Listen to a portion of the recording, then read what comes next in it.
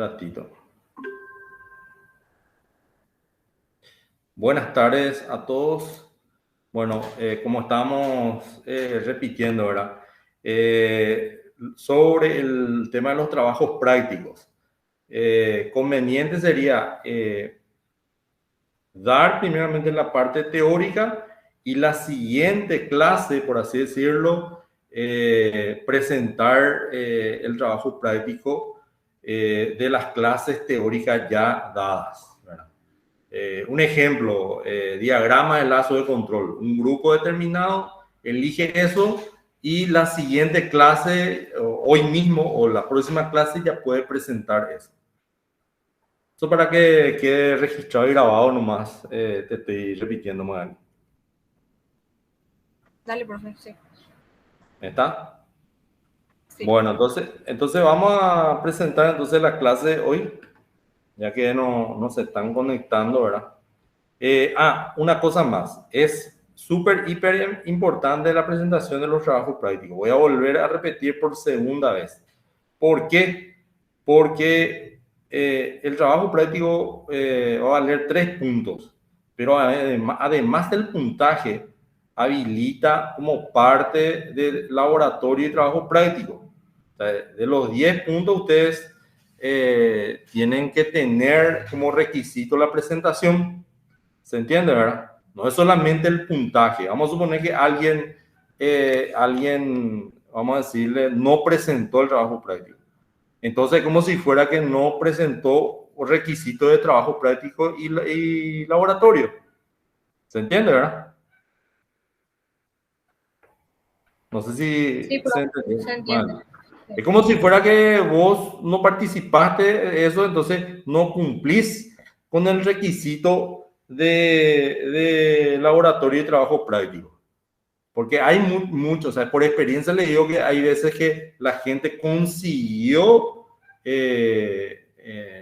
puntaje de procesos parciales, pero no cumplió con el requisito de trabajo práctico más laboratorio.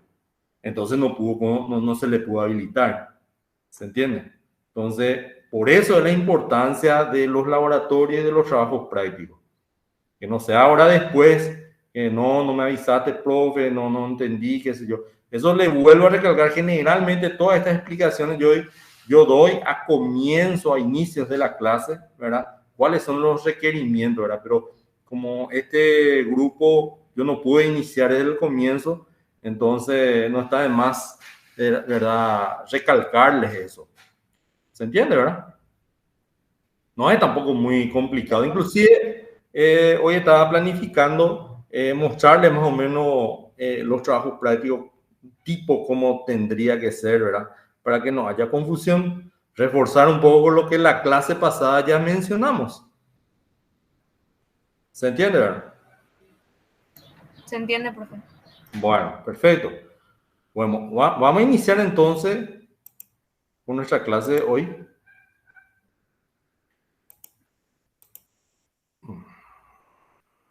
Te voy a ir pidiendo, Magali, para que me des un retorno así, digamos, para no tener inconvenientes. Dale, profe.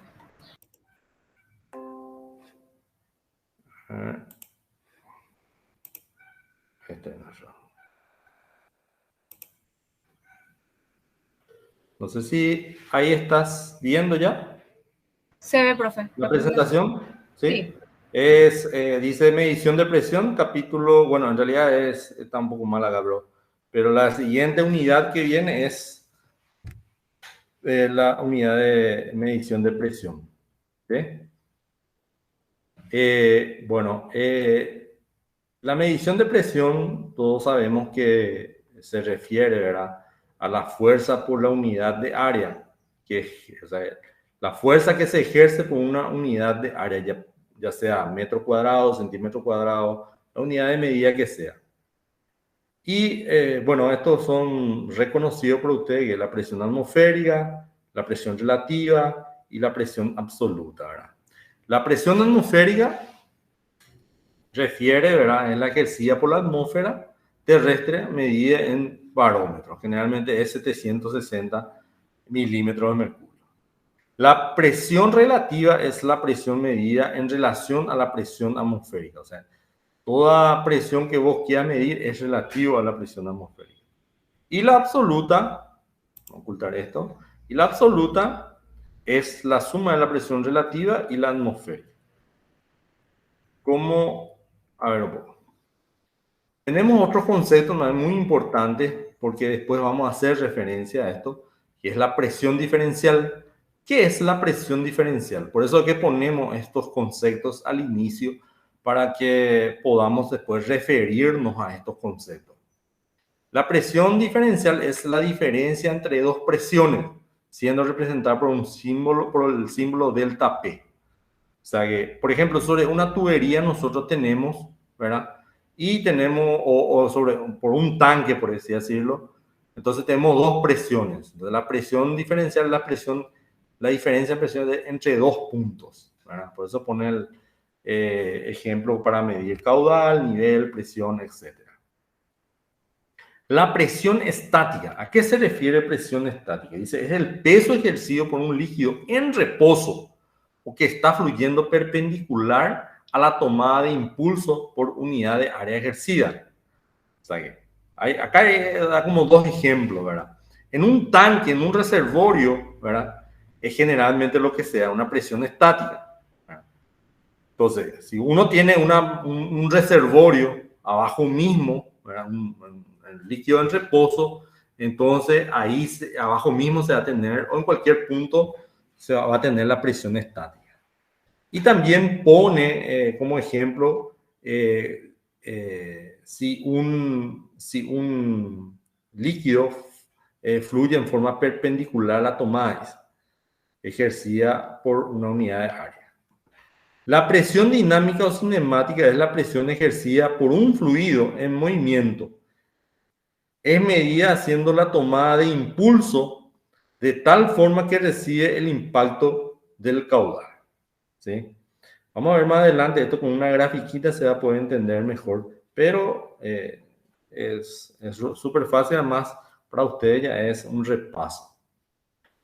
Bueno, dentro de este capítulo, un poco el objetivo es ver los tipos de instrumentos de presión que tenemos.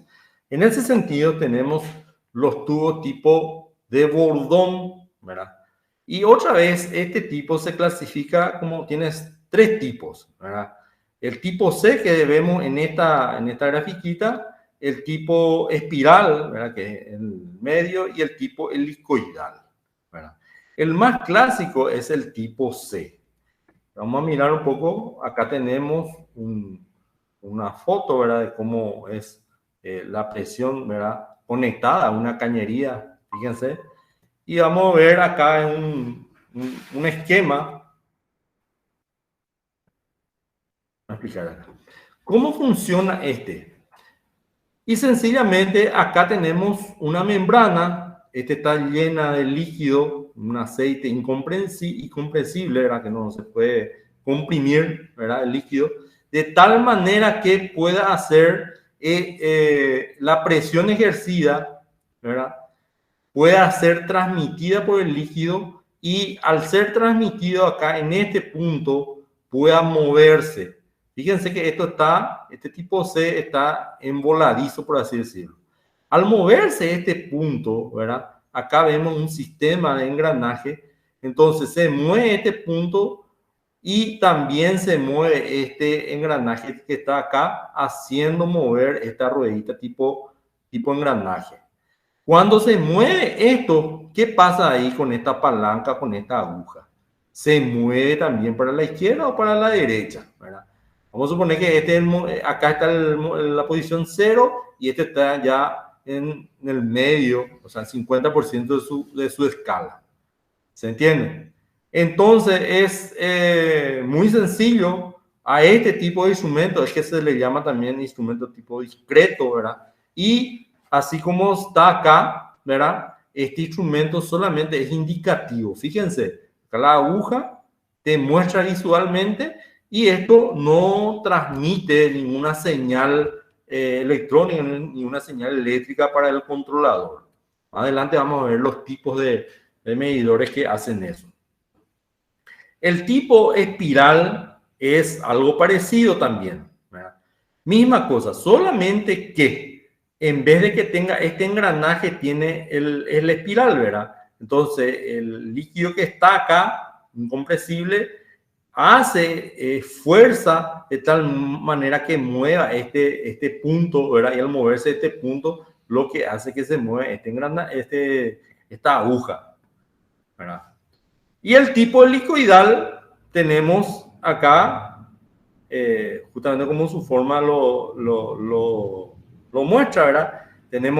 Es la misma cosa que el tipo espiral, solamente que este es tipo helicoidal y es un tubito tipo achatado, ¿verdad? ¿Verdad? Y al hacer presión acá el líquido, por ejemplo, vamos a suponer que este está conectado a una tubería o está conectado, así como tenemos acá. Vamos a suponer que este está conectado acá y lógicamente el líquido que está pasando por acá va a venir también acá, va a hacer presión acá y eso es lo que va a medir este medidor de presión, ¿verdad?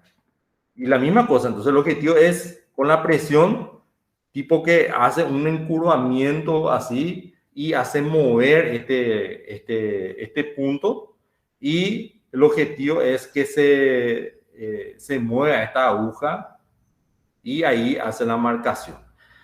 En síntesis, este tipo, ¿verdad?, de medidores de presión tipo Bourdon, ¿verdad?, utiliza la acción de una palanca o la acción de manivelas para poder indicar la presión. Y acá vemos una foto ilustrativa. Acá vemos uno desarmado. Fíjense cómo el tubito de cobre y acá tiene el sistema de engranaje. Y el objetivo es que por la presión se mueva este punto. Al moverse este punto, lógicamente hace el movimiento y que se mueva todo este engranaje que está acá, ¿verdad? Y adelante está la aguja que está indicando la presión, por así decirlo. Este es un sistema manual para hacer calibraciones. ¿Cómo funciona este calibrador? Bueno, este es el manómetro patrón que se tiene, ¿sí? Y este es el manómetro, digamos, que queremos calibrar, ¿verdad? Y sencillamente, digamos, este tiene aceite acá. Cuando damos vuelta con esta manivela, lo que hacemos es que ambas por tubos comunicantes, tanto este punto como este punto, reciben la misma presión, por así decirlo. Entonces, sabemos que el manómetro patrón, digamos, va a medirnos bien, ¿verdad? Porque confiamos, es el que está calibrado, ¿verdad? Y nosotros vamos a ver qué tan descalibrado es.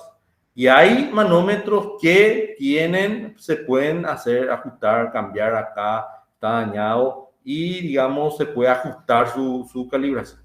Y hay otros que directamente ya no se puede hacer y se tiene que reemplazar. ¿Se entiende? Sí, Bueno, pasemos entonces al tipo medidor de presión, tipo diafragma, ¿verdad? ¿Cómo funciona el tipo diafragma? Sencillamente que tenemos este tipo, como se muestra en la gráfica, ¿verdad? Y el diafragma, acá vemos, bueno, este es muy esquemático, pero básicamente es lo siguiente, que el diafragma tiene la capacidad de extenderse y contraerse, ¿verdad? Cuando recibe presión, se extiende. Y al extenderse, ¿qué es lo que va a hacer? Va a hacer un movimiento con respecto a este plano, ¿verdad? Y lógicamente acá no está, ¿verdad? Pero justamente eso es lo que en los trabajos prácticos sería interesante que puedan mostrarnos los tipos digamos, los tipos de instrumentos de presión tipo membrana, por ejemplo, que se tiene. Y básicamente es que esta membrana está conectada a una aguja y esa aguja es lo que hace que marque, ¿verdad? Y sea proporcional al movimiento, al desplazamiento del diafragma. Básicamente es eso, ¿verdad? A ver un poco, vamos a ver si tengo un ratito.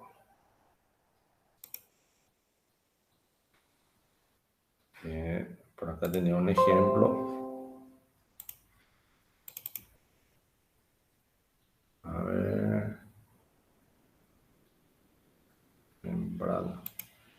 Creo que era este.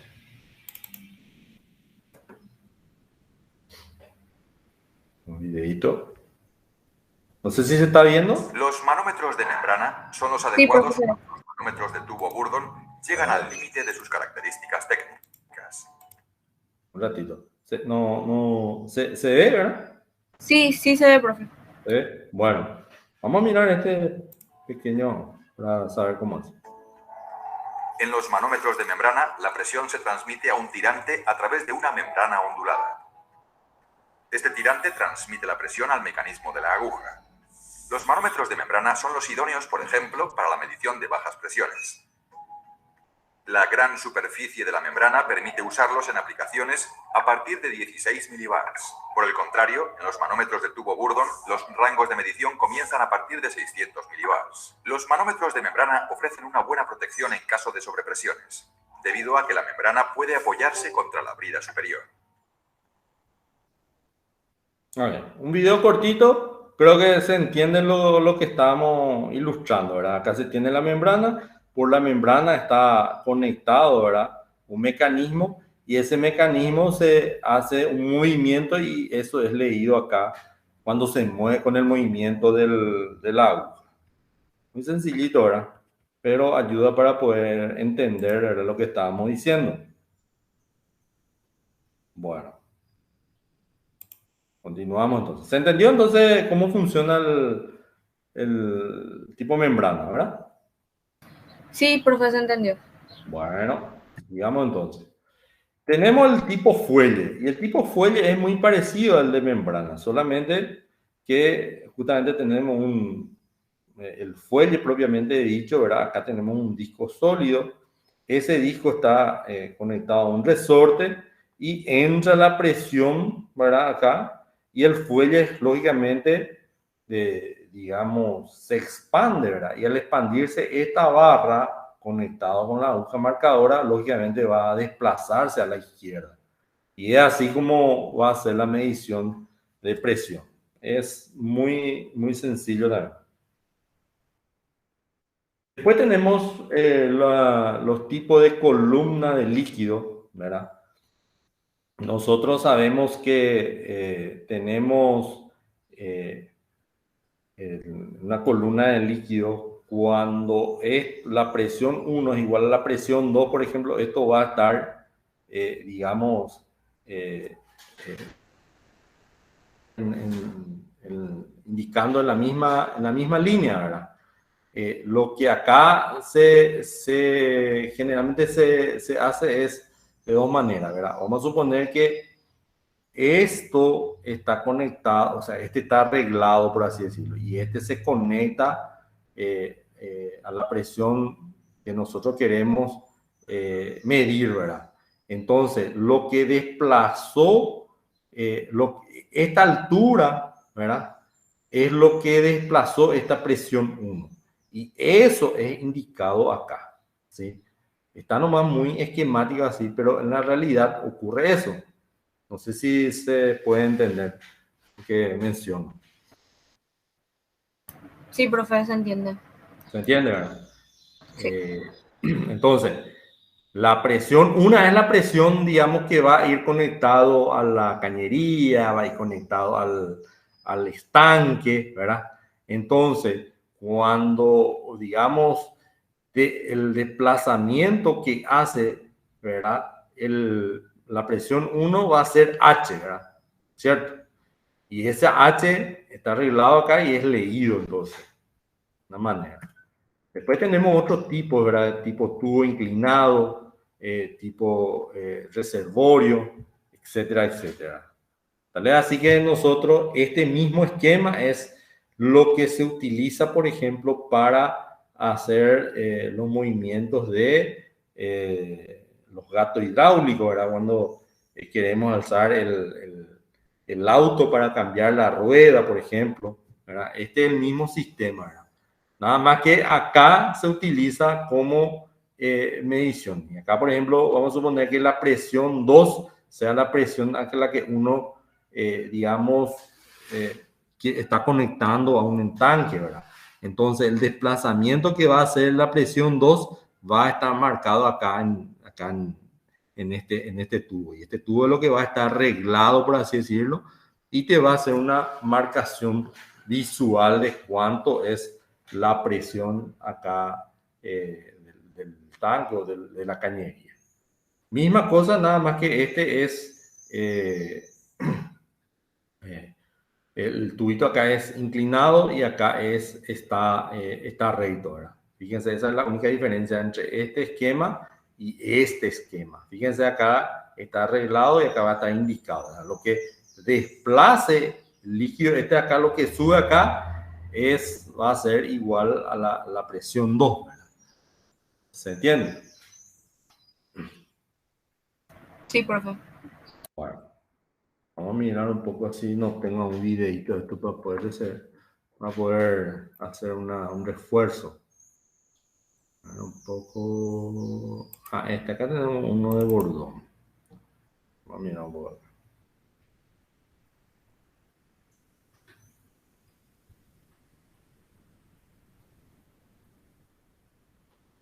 ¿Qué nomás audio va a ser? Ya tiene una.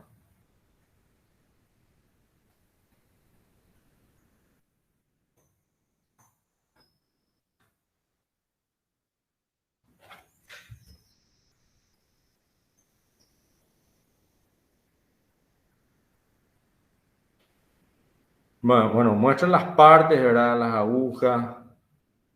No sé por qué no tiene. Acá está justamente el líquido que va llenando. Muestra acá. Y acá hace el movimiento, ¿viste? ¿Eh? Y hace que mueva las agujas estas. Y cuando regresa esto líquido, ahí vuelve a cero. Videito. O sea que el líquido es, no es que el líquido, sino que es cómo se va, digamos, marcando la presión, vamos a decirlo. ¿Se entiende? Sí, profe, súper bien se entendió. Bueno, vamos a ver un poco acá otra vez, entonces. Vamos a seguir.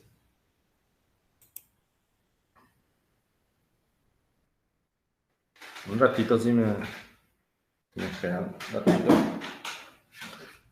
Conectar por la batería. Dale, profe.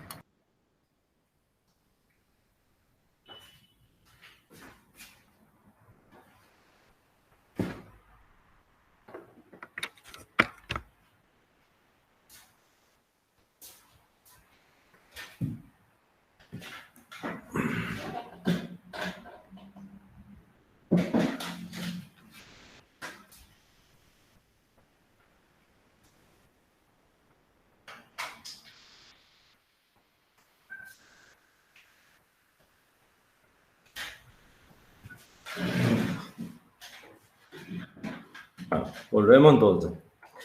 El siguiente tipo de instrumento que vamos a mirar acá es del tipo Strain-Gauss. El Strain-Gauss se basa en el principio de la variación de la resistencia de un hilo con la variación de sus dimensiones. ¿Cómo se entiende esto? La fórmula que todos conocemos de la resistencia de un material es la resistividad del material por su longitud sobre la superficie del conductor. Acá tenemos en esta gráfica, ¿cierto? Un conductor de longitud L, una superficie S, y que es sometida a una fuerza F, ¿verdad? Y lógicamente ahí la longitud sufrió una delta L, la longitud inicial, y la superficie una delta S, que para los desplazamientos que se manejan generalmente es despreciable, pero a efectos de en puridad, sí, se reduce, ¿verdad? Entonces, en esto se basa, ¿verdad? El Strain-Gauss. O sea que va a tratar de hacer una variación, ¿cierto? Una variación de la resistencia. Bueno, entonces, ¿qué pasa si nosotros ponemos 4 resistencias de esta forma? De esta forma. Si nosotros ponemos 4 resistencias de esta forma, del tipo puente de Wheatstone, ¿verdad?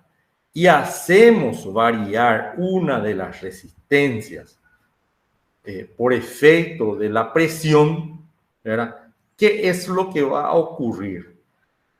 ¿Verdad? En situaciones normales, digamos así, esto está, ¿verdad?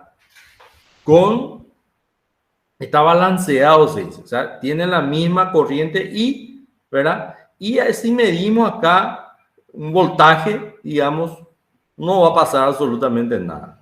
Está balanceado. Ahora, ¿qué va a pasar si es que una de las resistencias que nosotros colocamos lo ponemos si varía la resistencia por efecto de la presión? Entonces va a ocurrir que se va a desbalancear. Entonces va a haber una variación de milivoltios, ¿verdad? Que eso es lo que va a ser proporcional a la presión al cual fue expuesta. ¿Se entiende? Entonces en eso se basa, ¿verdad? Este tipo de Strain-Gauss, ¿verdad? No sé si se entendió. Parece que tengo un videito ahí para entender mejor.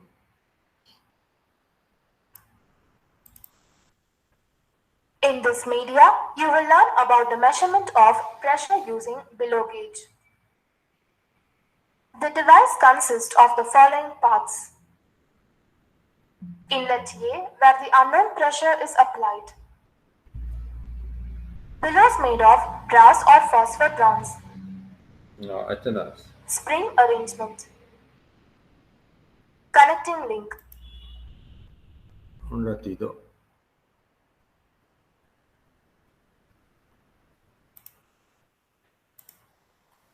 Este no es. Un ratito.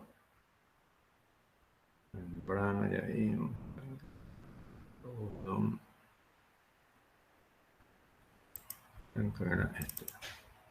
In this media, you are going to learn to find the unknown pressure of a gas or fluid using resistive strain gauge. It consists of a capsule divided by a membrane, long resistor strip XY, and Wheatstone bridge. Wheatstone bridge is used to find changes in resistance of the resistor strip. Among 4 resistors in Wheatstone bridge, one is this resistor strip. This resistor strip XY is connected to the center of the membrane. In that point, X is fixed and Y is movable. One side of the capsule is filled with the fluid of known pressure and the other side is filled with the fluid of unknown pressure. The pressure difference of 2 fluids inside the capsule causes membrane deflection in one side. Due to this membrane deflection, the resistor strip is stretched out from XY to XY dash. This stretching causes a reduction of the area of cross-section of the strip and increases its length. Hence, the resistance value of the strip increases. This change in resistance causes unbalance in the bridge and shows indication in the voltmeter. This resistance can be determined using voltmeter value. From that, unknown pressure can be calculated. Thus, you have learned to measure unknown pressure of fluid using resistive strain gauge. Bueno, Así como lo que dice es que si esto, como venimos mencionando, ¿verdad? El puente de Wheaton, ¿verdad? Si todas las resistencias no sufren nada, está en equilibrio y no hay variación de voltaje acá. Entonces, lo que hace es, por efecto de la presión, conecta acá y hace variar la resistencia 4. Entonces, si la resistencia 4 varía por efecto de la presión, ¿verdad? Entonces se desbalancea este puente de Wheaton y esa variación de voltaje, ¿verdad? Es transmitida, ¿verdad? Es transmitida y amplificada, ¿verdad? Y esa es proporcional a la presión al cual fue sometido este circuito. Eso básicamente es lo que mencionó. No sé si hay una pregunta. ¿Se entendió? Profe, lo que se muestra en el medidor ya es la presión o el voltaje. Es el voltaje, la variación de voltaje. Pero esa variación de voltaje es transmitida en milivoltios justamente y en laboratorio, sí. Para cada los tipos de instrumentos tiene su rango, por así decirlo, de 0 milivoltios es 0 presión, ¿verdad? A 24 milivoltios, por así decirlo, tal instrumento puede medir tanto kilos por centímetro cuadrado o alguna medición de presión. Pero lo que transmite, ¿verdad? Al PLC es una señal, ¿verdad? De milivoltios que tiene su análogo, ¿verdad? En presión, ¿sí? Una señal de instrumentación y tiene su correspondencia, por así decirlo, de milivoltios, tiene su equivalencia a la variación de presión al cual está sufriendo. No sé si contesta la pregunta.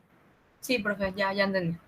¿Se entiende? O sea, por decirte, para 5 milivoltios, ¿cuánto es la presión que varió tal tipo de instrumento? Entonces, cada tipo de instrumento va a tener su capacidad de medición de presión, ¿verdad? ¿Se entiende? Entonces, sí, este tipo de instrumentos sí ya puede transmitir a un controlador, ¿sí? Acuérdense que esto son sensores, ¿verdad? Son los que captan la información, ¿sí? Acuérdense del capítulo 1, era que se dio, ¿verdad? El triángulo de medición, que era medición, ¿verdad? El pienso y el actuar sobre la válvula. Ese triángulo, ¿verdad? En ese triángulo siempre este tipo de medidores de presión que son, su objetivo es captar la información. Acá lo que estamos viendo es los tipos de medidores de presión, o sea, los tipos de sensores que captan la información del proceso y puedan ser capaces de enviar esa información captada a un controlador, a un display compartido, a un PLC, etcétera, etcétera. ¿Se entiende? Se entiende, profe. Sí. Entonces, a diferencia de los otros que vimos, por ejemplo, del tipo fuelle, por ejemplo, son tipo palanca, ¿verdad? O sea, esto, digamos, a no ser que le ponga un artificio para poder emitir una señal, así como está, esto no emiten señales, ¿verdad? Sí, tipo Strain-Gauss, sí ya te mide, ya te indica y también transmite, ¿verdad? Eso es lo bueno, ¿verdad? Que ya te transmite la información, vos podés capturar ya en tiempo real, ¿verdad? Entonces, eso es una de las ventajas que se tiene. ¿Entendió? Sí, profe. Bueno, después vamos a ver los tipos capacitivos, ¿verdad? Dice, los sensores de presión tipo capacitivo Dice, la principal característica de los sensores capacitivos es la completa eliminación de los sistemas de palanca en la transferencia de la fuerza, desplazamiento entre el proceso y el sensor. Es lo que veníamos diciendo, ¿verdad? El tipo capacitivo también no tiene el sistema palanca, o sea, no mueve ni un engranaje, no mueve ni un resorte para poder medir la presión. Dice, el sensor está formado por los siguientes componentes. Armaduras fijas metalizadas sobre un aislante de vidrio fundido y eléctrico formado por el aceite de relleno, silicona fluoruro, y una armadura móvil que es el diafragma. Vamos a tratar un poco de entender esto en la siguiente lámina. Dice, la diferencia de presión entre las cámaras de alta, high, y baja, low, produce una fuerza en el diafragma aislador que es transmitida por el líquido de relleno. Bueno, vamos a tratar de entender el esquema. El diafragma al cual se refiere está acá, es el diafragma. Este es un corte, fíjense, acá a la izquierda tenemos el sensor, ¿verdad? Y digamos, lo que se ve en la derecha es un corte, ¿verdad? Y este es el diafragma que está acá, que divide a la cámara de baja y cámara de alta, por así decirlo. ¿Se entiende? Entonces, acá nosotros tenemos, son las placas fijas, ¿verdad? Que hacen al decapacitor. Pero, ¿qué va a pasar si este diafragma se desplaza para la derecha, por ejemplo? Ahí va a cambiar el valor de la capacitancia. Porque la capacitancia ¿era qué? Era área sobre distancia por una constante, ¿verdad? ¿Se acuerdan de eso? Física, no sé cuánto. Yo hace 25 años por ahí ya... No, pero más o menos era eso, ¿verdad? Sí. Recuerdo algo. Bueno, pero acá no nos interesa tanto la fórmula, pero al haber movimiento acá entre estas dos placas fijas y el diafragma, va a variar la capacitancia. Y esa variación es la que es captada acá y amplificada. Por eso dice, la fuerza alcanza la armadura flexible, diafragma sensor, que es este que está acá. ¿Y cómo es alcanzada?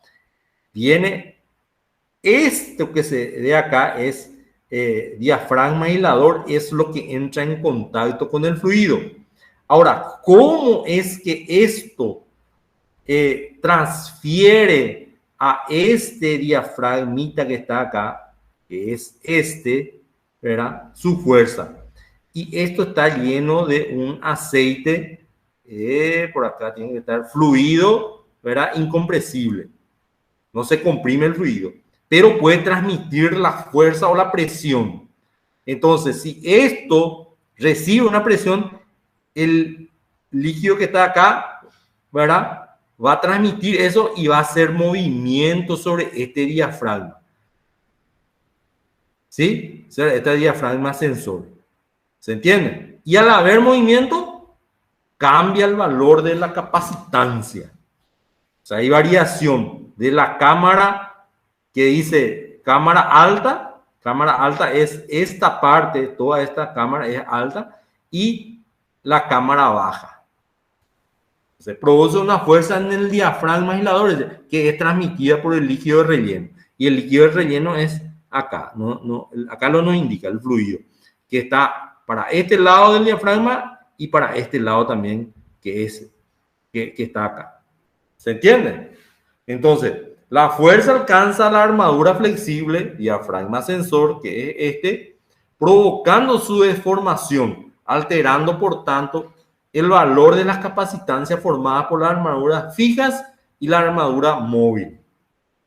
Esta alteración es medida por el circuito electrónico, que genera una señal proporcional a la variación de la presión aplicada a la cámara de la cápsula de presión diferencial capacitiva. O sea que lo que capta el sensor electrónico es la variación de la capacitancia. Y eso se convierte en un circuito electrónico, ¿verdad? Y lógicamente eso puede ser transmitida ya a miliamperios o milivoltios. Entonces, acá en este sistema entonces, la variación de la capacitancia va a ser, ¿qué cosa? Debido a la presión ejercida sobre la cámara alta o sobre el diafragma, ¿verdad? Aislado. ¿Se entiende?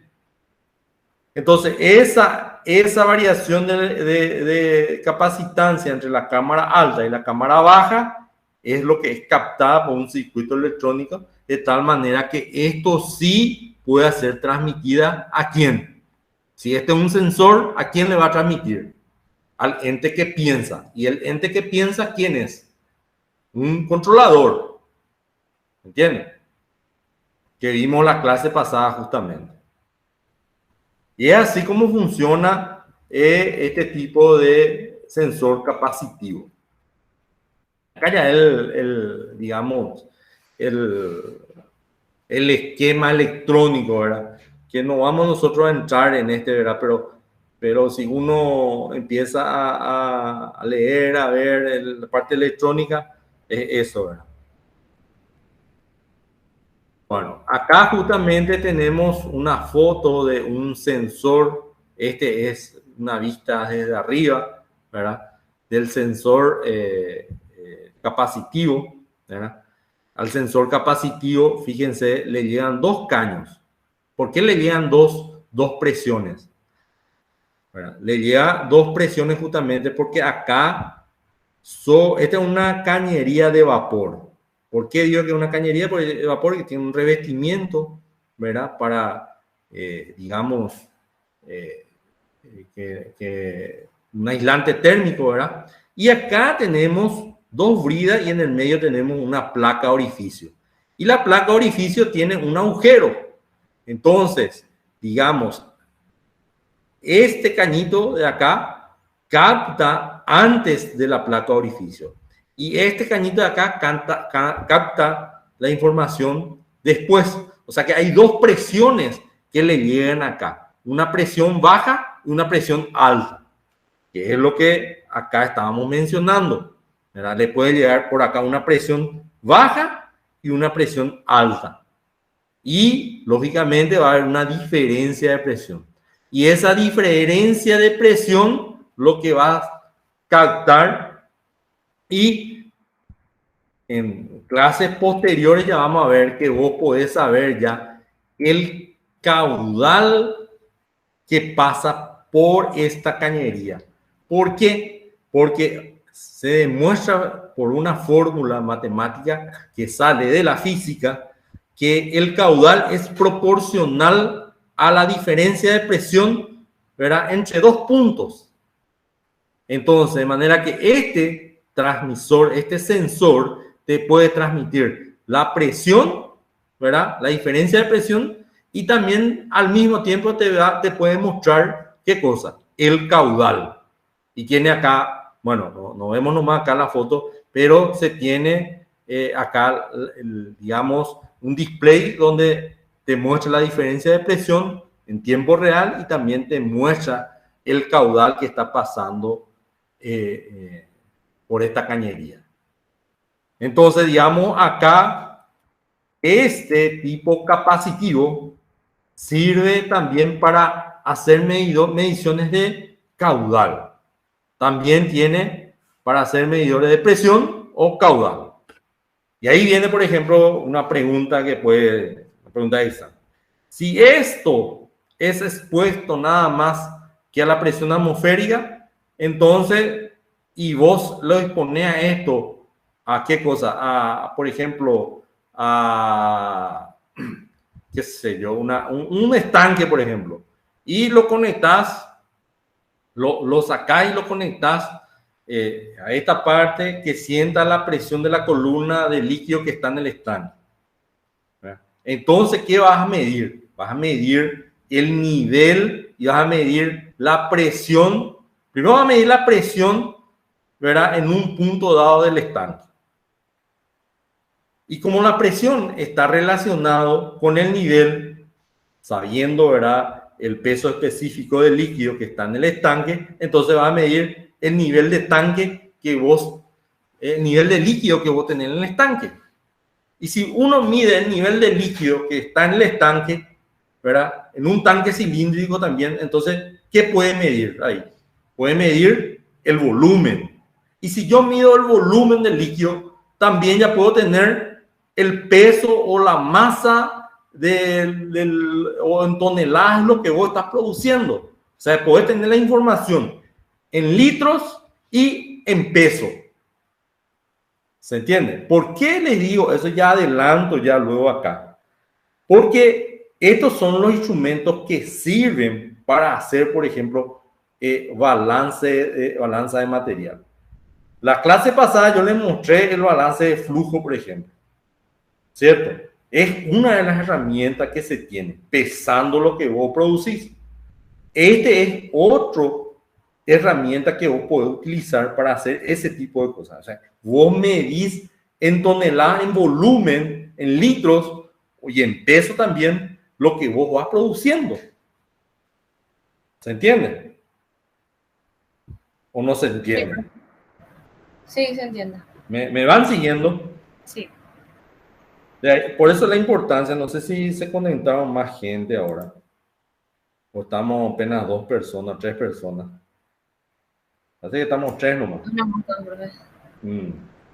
De ahí es la importancia que este tema así de muy ver el video nomás no sé si es la mejor manera, ¿verdad? Pero yo la verdad que yo la primera vez que tengo así 2 alumnos nomás así en clase, ¿verdad? Y después no sé cuál va a ser el nivel de aprendizaje así nomás viendo video. Eso es lo que, o sea, a mí me gusta interactuar, ¿verdad? Que podamos ir preguntando. Si estamos en una clase en vivo, por ejemplo, podemos hacer ejemplos, etcétera, ¿verdad? Acá mismo, ¿verdad? Surgen cosas, ¿verdad? No es nada más ver nomás videos y ¿verdad? Sino que va un poquito más la clase, ¿verdad? Pero bueno, ya cada uno es libre de tomar una decisión, ¿verdad? De participar o no en la clase. Bueno, no hay más preguntas al respecto. ¿Se entendió bien este tipo capacitivo? ¿Cómo funciona? ¿Para qué se utiliza? Me gustaría que me den una retroalimentación. Yo creo que se entendió bien, profe. Bueno. Por lo menos. Ok, entonces, este tipo capacitivo, en resumen, puede transmitir señal a un controlador. Se puede utilizar para medir presión, para medir, digamos, también caudal se utiliza, ¿verdad? Por lo que ya explicamos recientemente. Y si medimos en un estanque, también podemos medir cuánto es lo que vamos almacenando en un tanque determinado. Ahí están viendo la lámina, porque la otra. Sí. ¿Se está viendo la lámina de funcionamiento. ¿Cómo? La lámina de funcionamiento. De funcionamiento, correcto. Bueno, entonces quiero hacer nomás un resumen y para poder cerrar este tipo de medidor, ¿verdad? Y bueno, varias cosas nos sirve este tipo de sensor para poder medir procesos, ¿verdad? O de instrumentación.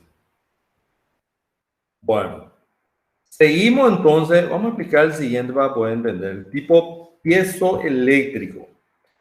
El tipo piezoeléctrico dice, los elementos piezoeléctricos son cristales como el cuarzo, la turmalina o el titanato, que acumulan cargas eléctricas en ciertas áreas de la estructura cristalina cuando sufren una deformación física por acción de la presión. Vamos a entender esta enunciado que dice acá. Y nos pone un esquema, un grafiquito, donde está el cristal, ¿verdad? Y se tiene un líquido incompresible, ¿verdad? Y se tiene un diafragma, ¿cierto? Y ese diafragma es el que ese diafragma es el que, digamos, es expuesta a la presión del líquido que nosotros queremos medir. Entonces se ejerce ese líquido la presión sobre el diafragma y, lógicamente, eso es transmitida por el líquido, por el aceite que está acá, al cristal. Y al ser expuesta al cristal, ¿qué va a pasar? Dice que acumulan cargas eléctricas en ciertas áreas de la estructura, dice. Entonces, cuando recibe presión este cristal, genera cargas eléctricas. Y esa carga eléctrica es lo que, digamos, de alguna manera es captada y amplificada y se convierte en una intensidad de corriente eléctrica que puede ser transmitida a un controlador. Entonces, acá la señal que es transmitida es señal eléctrica, ¿verdad? Si se puede convertir en señal eléctrica, también podemos, eso puede ser equivalente, ¿verdad? O puede tener su correspondencia a la presión al cual fue sometida el sensor.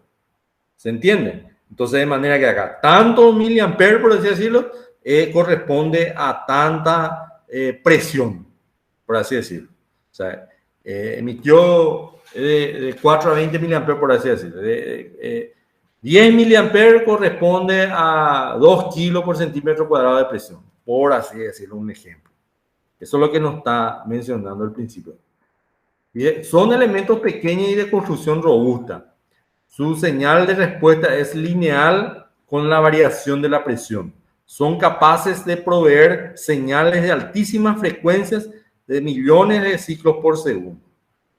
Es lo que recién mencionaba. ¿Se entiende? Bueno. Sí, profe. Ok.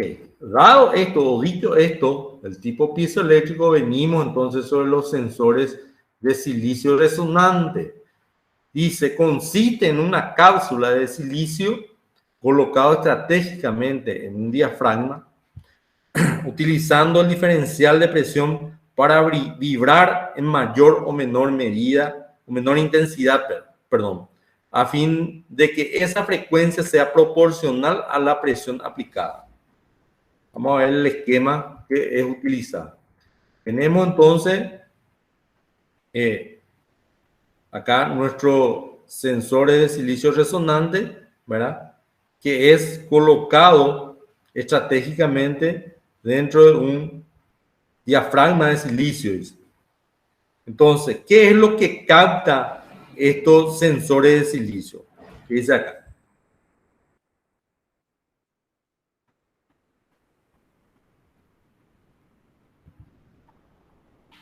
O sea, la presión hace vibrar ¿qué cosa?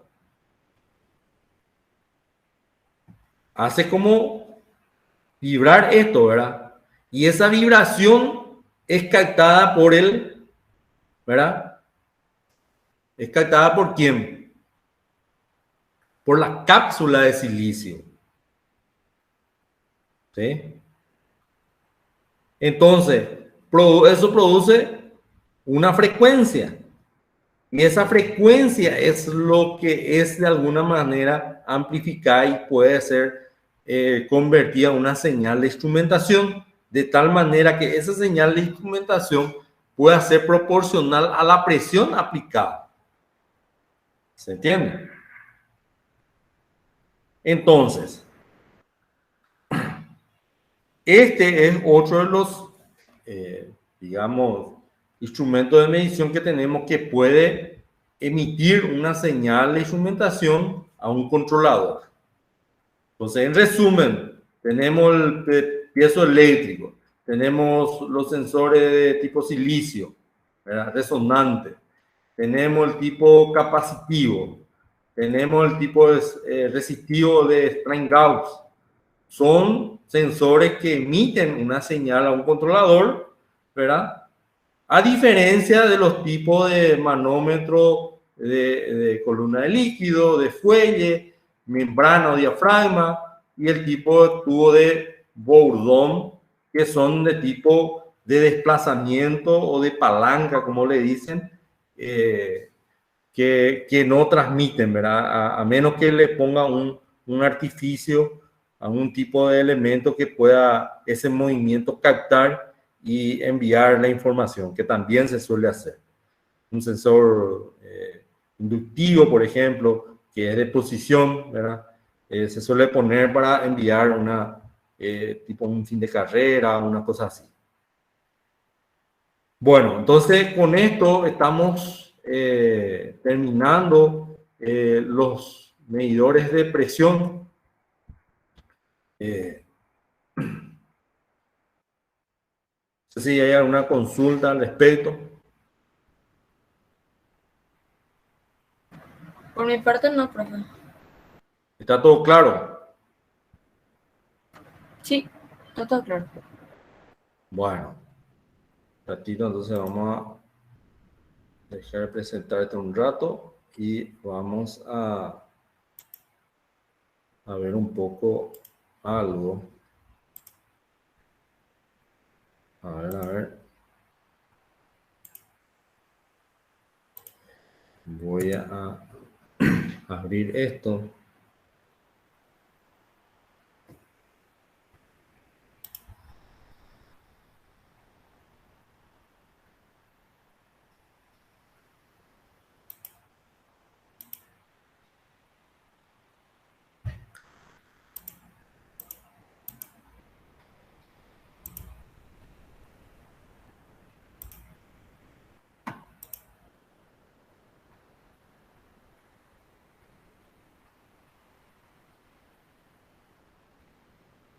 Bueno, acá nada más que les quiero presentar un trabajo práctico de algunos compañeros de años anteriores para que no haya confusión, ¿verdad? De cómo presentar. O sea, que a mí no me gustaría que ustedes o el grupo que presente medidores de presión, por ejemplo, vengan y presenten lo mismo que yo acabo de presentar, sino que veamos aplicaciones, ventajas, desventajas, dónde se utiliza, su funcionamiento apoyado con un video, por ejemplo, sería muy interesante.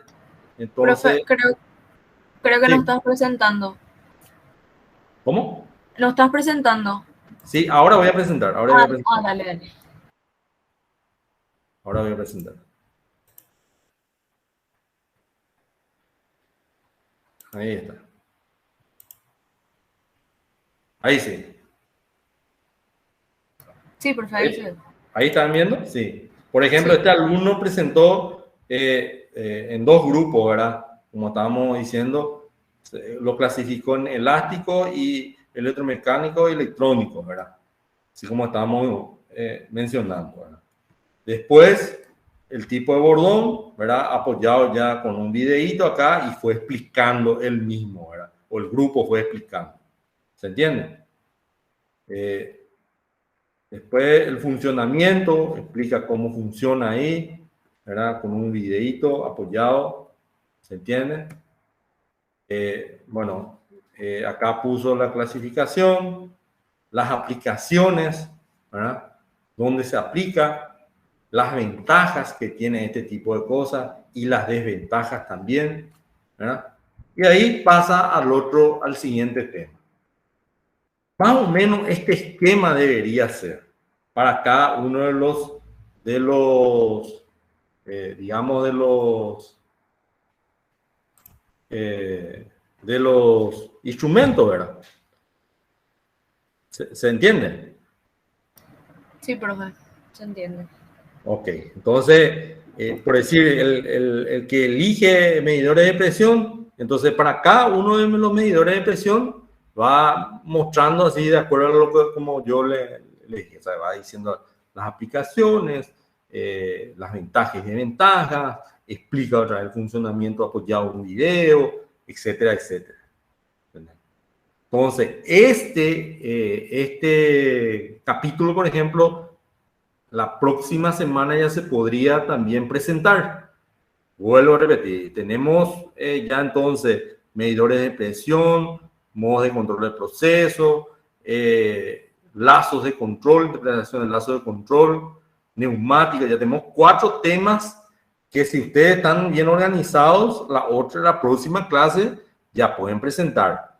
Fíjense que estamos en un calendario muy ajustado.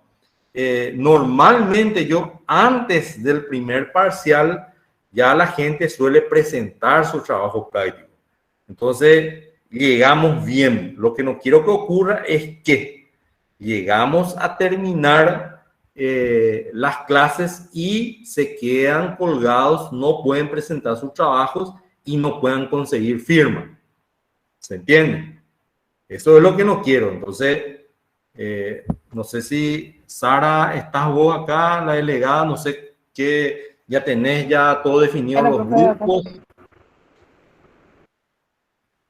No, profe. Pasa que el viernes pasado yo no pude estar en clase porque estaba en el trabajo y ahora, por ejemplo, a las 7 recién. Esos 4 temas que vos decís es lo que ahora está disponible para poder exponer, ¿verdad? Sí, así mismo. Y ¿cuánto tiene que ser eso, profe?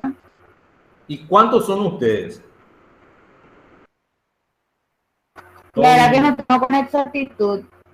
Yo tengo... No sé si con el examen tienen la lista. Un ratito te voy a decir, por acá tenía... Dame un ratito, voy a mirar. Justamente ayer estuve alzando el examen en la plataforma. Y ahí te voy a decir, un ratito. Me das un tiempito. Voy a buscar acá.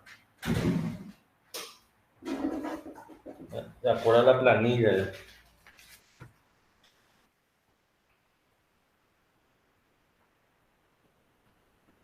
Yo tengo acá como 19 alumnos, ¿eh?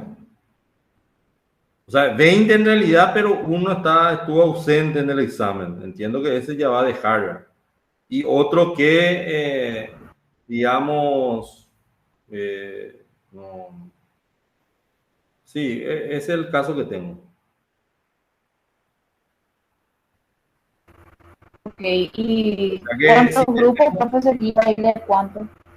Sí, tendría que ser 6 por 3 son 18, ¿verdad? 7 por 3, 21. Creo que en la planilla creo que están 7 temas posibles. 8.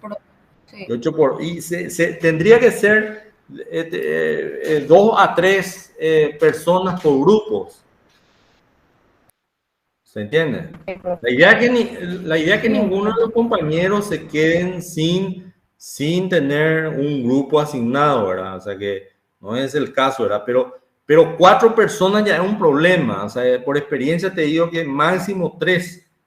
Entonces serían, algunos tendrían 2 y otros tendrían 3, ¿verdad? Entonces ahí después se dividen quién presenta cada uno qué cosa y así vamos avanzando, ¿verdad? Pero en verdad les digo, ¿verdad? Ahora ya estamos, tenemos, a ver un poco, 1, 2, 3, vamos a mirar un poco cuántas clases más nos quedan, 3, 4, 5, 6 clases más nos quedan, 7 clases. Creo que hasta el 26 podemos dar, pero el 26 parece que está lo del examen.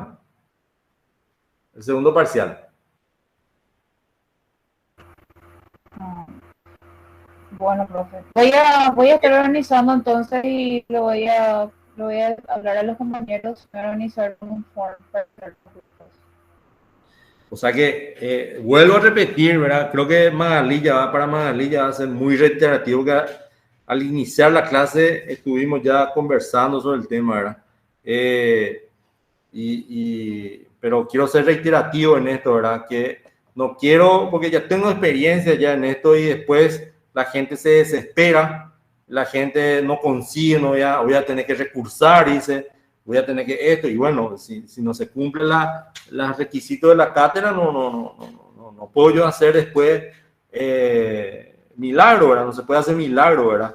Entonces, son 6 clases nada más que nos quedan, y en esas 6 clases tenemos que presentar 7 trabajos prácticos, 8, ¿verdad? Y entonces después de cada clase más o menos ya hay que presentar 1 o 2, ¿verdad? Entonces, aprovechemos y no dejemos todo para el final, que después no nos va a dar el tiempo y alguien se va a quedar sin poder tener firma y va a tener que recursar, ¿eh? Entonces, estoy avisando a tiempo, organícense para poder avanzar, ¿verdad? Porque si no, yo quiero que ustedes avancen, pasen, no quiero tener, no deberían tener inconvenientes con esta materia, ¿verdad? Pero si es que así nomás, la clase pasada participaron 2 o 3, ahora otra vez son 3 personas, o sea que ni participan en la clase, entonces después se complica, ¿eh?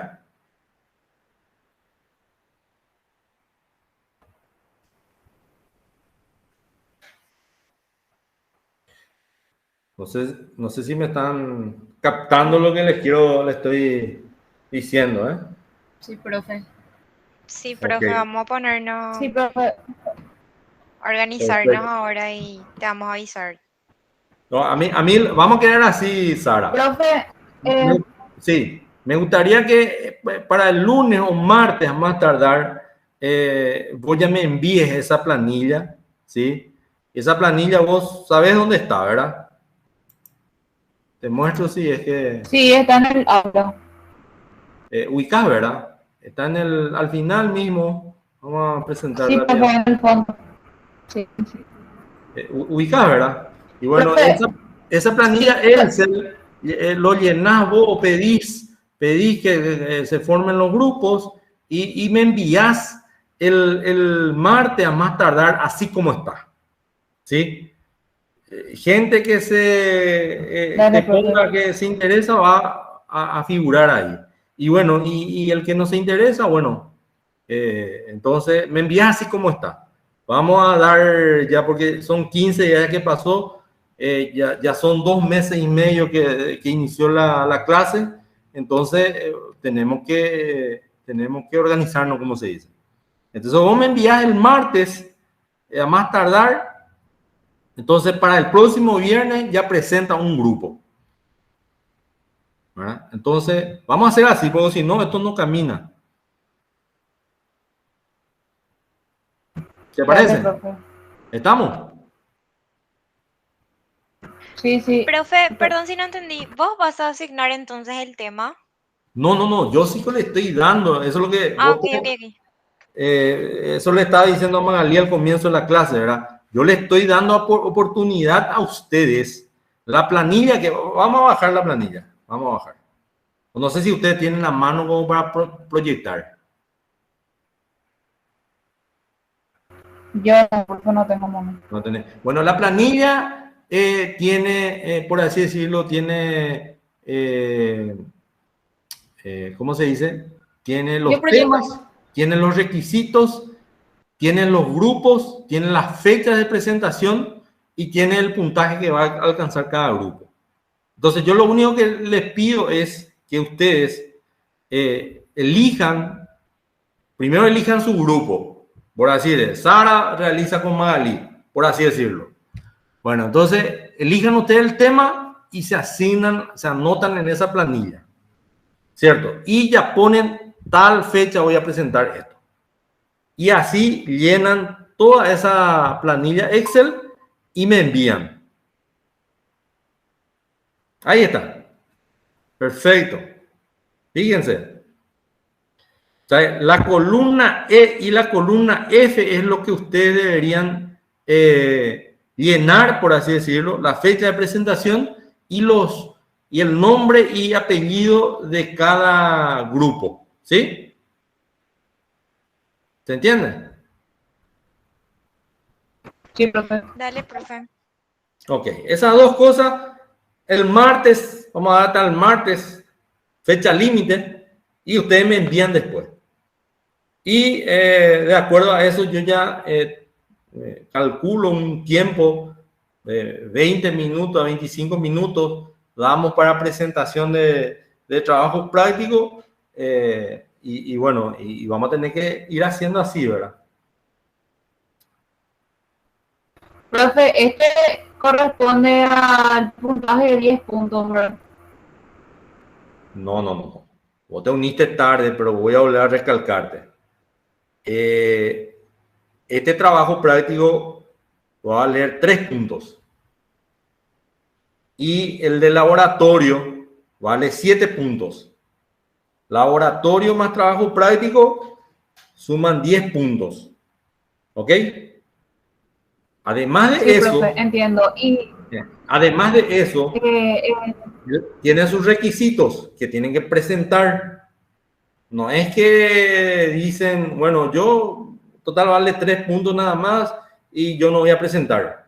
No, si no presentan, no cumplen con los requisitos de laboratorio de trabajo práctico. ¿Se entiende? Y no van a tener firma.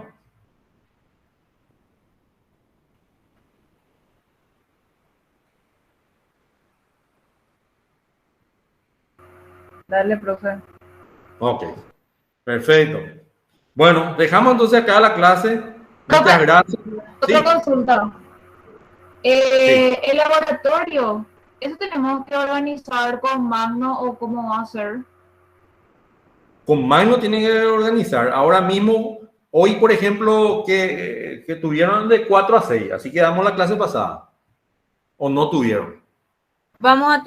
Tuvimos de 5 a 6 y ahora vamos a tener otra vez de 8 a 9. Ah, perfecto. Ok, genial. Y con él, el laboratorista, y con él decide las clases presenciales si corresponde o las virtuales, los simulacros. La parte electroneumática es la que tiene para armar los circuitos y todo eso, tocar, manualidad, etcétera, etcétera.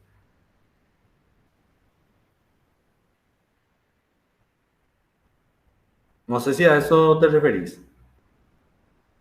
Sí, profe. Y otra consulta, si por ahí alguien quiere revisión del examen, ¿con quién tengo que hablar eso? Revisión de examen, ¿de qué? ¿De cuál? Del primer parcial de intro. Del primer parcial y conmigo. ¿De qué tema?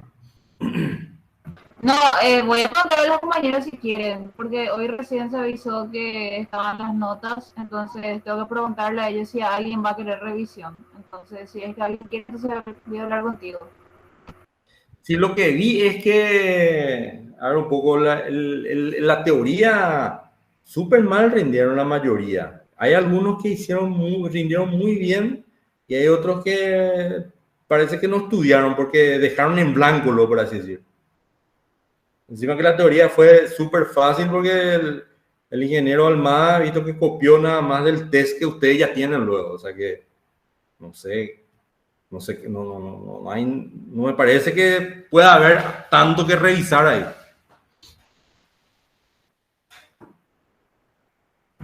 Dale, profe, consulta con los compañeros. Yo he visto que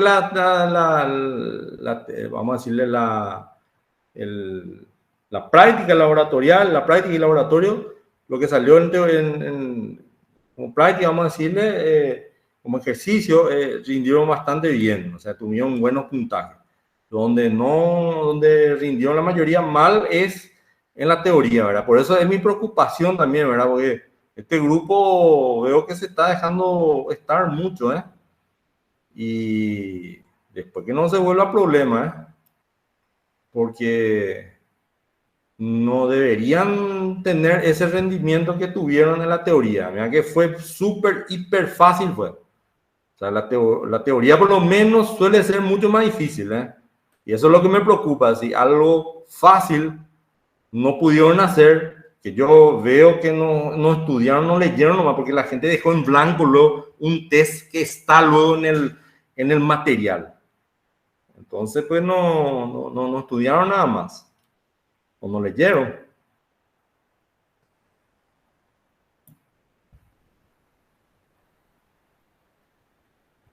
Bueno, ok. Estamos entonces por hoy, ¿verdad? Si no hay más preguntas, Sí, dudas, profe. me gustaría dejar acá la clase. Dale, profe. Dale, genial. Dale, Muchas gracias. profe. Estamos en contacto. Dale. Chao, chao. Chao, chao. Gracias, profe. Chao. Dale, gracias a ustedes.